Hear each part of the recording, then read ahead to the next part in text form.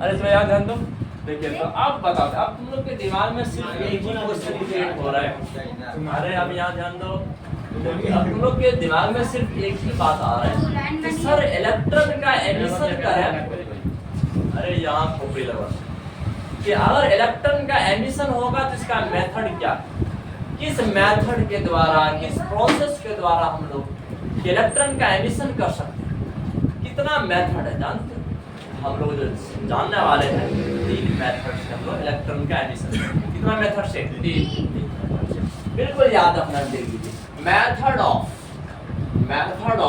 याद रखना है, method of emission of electron, समझना है methods of emission of electron. Electron के एमिशन का मेथड, कितना मेथड से हम लोग इलेक्ट्रॉन को इमिट कर सकते हैं सर, बिल्कुल याद रखना। और यहाँ पर हम लोग बात करेंगे 3 मेथड पर। कितना मेथड पर? 3 मेथड पर बात करेंगे, बिल्कुल याद रखना। जो पहला मेथड है थर्म आयोनिक मेथड। कौन सा? थर्म आयोनिक मेथड, याद रखना। उसको कहते हैं thermionic emission, thermionic emission. देखिए अब देखिए थर्म आयोनिक एमिशन क्या होता है जानते हो? देख लीजिए कि अगर किसी मेटल सरफेस को अगर तुम उतना ज्यादा हीट देते हो, समझ रहे हैं बात, उतना ज्यादा हीट देते हो तो उसका इलेक्ट्रॉन बाहर निकल जाए। बिल्कुल ये मेथड पॉसिबल है। अगर तुम किसी मेटल को हीट करते हो और अच्छा खासा हीट देते हो, बहुत ज्यादा हीट देते हो, तो इलेक्ट्रॉन को उतना एनर्जी मिल जाएगा जो उसके पास वर्क फंक्शन उसका जो भी रहेगा, हाँ, तो उतना एनर्जी प्राप्त करके वो इलेक्ट्रॉन बाहर निकल सकते हैं। आप इलेक्ट्रॉन के एमिशन के लिए हीट का भी यूज कर सकते हैं, हीट का भी यूज कर सकते हैं, हाँ, लेकिन इस मेथड को कहते हैं थर्म आयोनिक एमिशन। इसे क्या कहते हैं? Thermionic emission. बिल्कुल याद रखना। जब पहला method when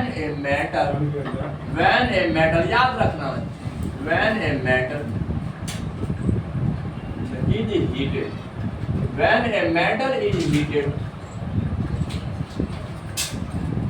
by any source, याद रखना है कि किसी भी सोर्स के द्वारा अगर तुम मेटल को हीट करते हो तो इलेक्ट्रॉन एप्रोप्रिएट एनर्जी को प्राप्त कर सकते हो। कि जो एनर्जी रिक्वायर्ड है वर्क फंक्शन वाले एनर्जी को प्राप्त कर सकते हैं और अपने मेटल सरफेस को वो छोड़ सकते हैं। बिल्कुल याद रखना। देखिए देन इलेक्ट्रॉन तब याद रखना है then electron can obtain,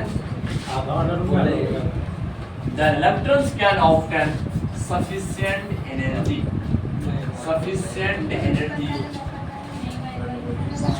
to escape from metal, समझना है बात, to escape from metal surface, to escape from metal surface। देख लीजिए to escape from metal surface।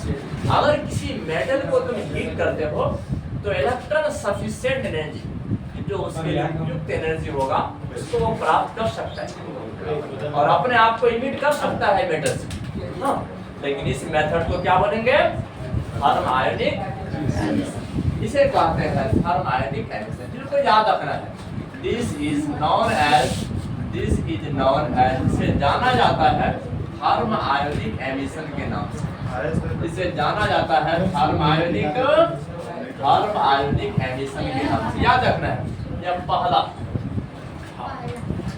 और दूसरा जानते हो, अगर तुम हाई वोल्टेज से अगर तुम किसी मेटल सरफेस को हीट करते हो, वोल्टेज तो अगर तुम इलेक्ट्रिसिटी को प्रोवाइड करते हो किसी मेटल सरफेस को, हाँ, और उसके पास इतना ज्यादा वोल्टेज प्रोवाइड किया कि इलेक्ट्रॉन जानते हो पर्याप्त एनर्जी को प्राप्त कर वर्क फंक्शन को प्राप्त कर लिया, तो इस मेथड से भी इलेक्ट्रॉन मेटल सरफेस से बाहर निकल सकते हैं।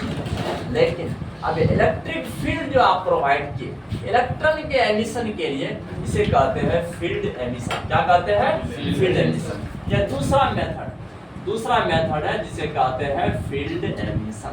इसे कहते हैं फील्ड एमिशन। बोलोगे सर कि कितना वोल्ट प्रोवाइड करें?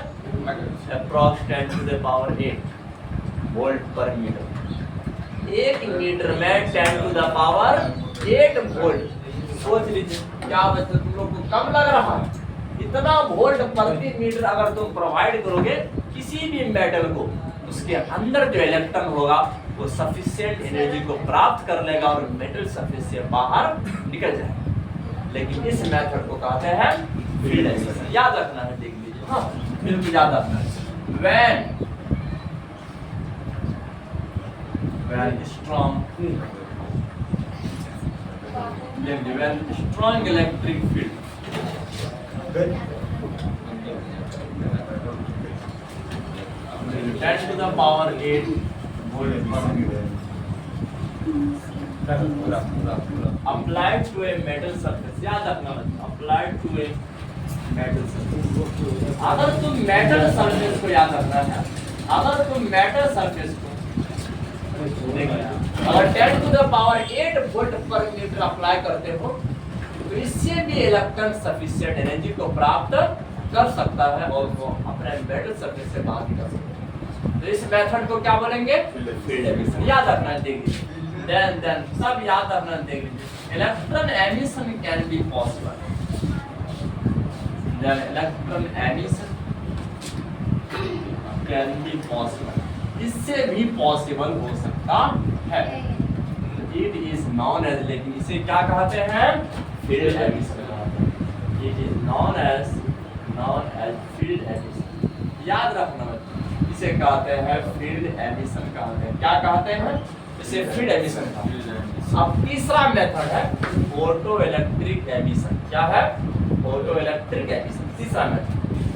अगर तुम किसी अल्ट्रावायलेट लाइट को या तो विजिबल लाइट को, जिस प्रकार से मेटल सेंसिटिव होता है, अगर इस प्रकार से रेडिएशन को भी अगर तुम क्या करते हैं वो उसके ऊपर रेडिएट करते हो, मतलब किसी अल्ट्रावायलेट लाइट को, हाँ, तो उस मेटल के पास जो इलेक्ट्रॉन रहेगा वो सफिशिएंट एनर्जी को प्राप्त कर सकता है और बाहर निकल सकता है।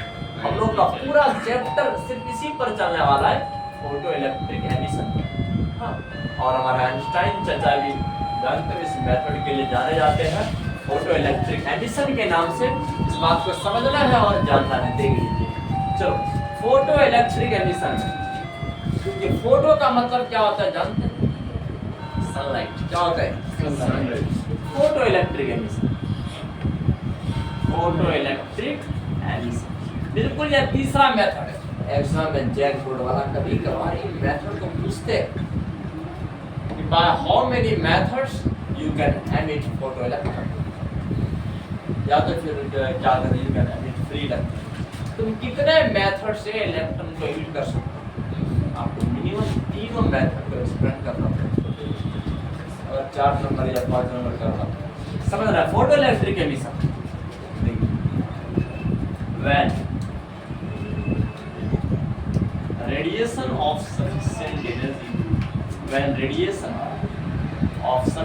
energy, मतलब कि अब ये जो सफिशिएंट एनर्जी मतलब वर्क फंक्शन से ज्यादा एनर्जी होना चाहिए उस रेडिएशन के पास, तब फोटो इलेक्ट्रिक एमिशन पॉसिबल होगा, नहीं तो नहीं होगा। याद रखना है, when radiation of sufficient energy incident on metal surface, किस पर इंसिडेंट होता है? मेटल सरफेस पर। याद रखना, इंसिडेंट ऑन मेटल सरफेस। अगर मेटल सरफेस पर सफिशिएंट एनर्जी वाला रेडिएशन अगर इंसिडेंट होते हैं, then photo electron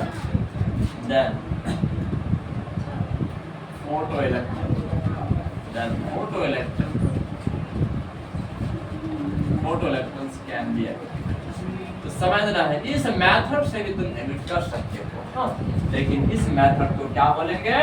photo electric emission. This is known as, इसे जाना जाता है, this is known as photoelectric emission. Photoelectric समझ रहा हूँ। चलो बहुत बहुत धन्यवाद। अगला वीडियो